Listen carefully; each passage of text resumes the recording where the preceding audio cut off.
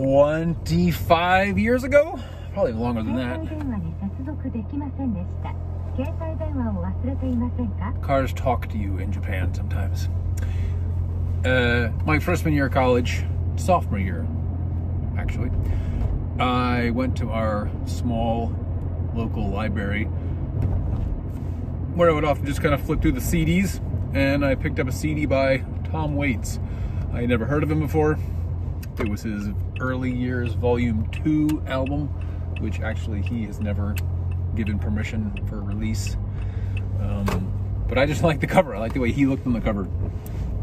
So I got it, and I took it back to my dorm room, and after a little while, I don't know, a few days, weeks maybe, listening to it, I specifically remember saying to my roommate, I don't know what it is about this guy, but I have the distinct feeling that I'm going to end up getting or owning all of his albums at some point in my life. And sure enough, over the next 10 years or so, I became just Tom Waits was my number one guy for a long time. Recently, not as much, but you know, there's always going to be a special place for him in my heart. Not that he cares one way or the other, but recently on Apple Music, I just typed his name in to see. I can't even remember why I did it. Must have been looking for a specific song or something, but I noticed that 7, what used to be, I don't know if they're official releases at all, but what used to be bootleg concerts, not even concerts, shows, maybe not even that, he did back in the mid-70s are all available, remastered in really good quality on Apple Music. They're great. That's honestly my favorite part of Tom Waits' career. He was heavily influenced by the Beat poets, Allen Ginsberg, William Burroughs, On the Road guy, whose name escapes me at the moment, and especially Charles Bukowski. And he just took that and made it musical. Like, I can't think of anyone who could have done it better than him. Just with his voice and his kind of jazz sensibility. He was wonderful, and is. That's not only past tense.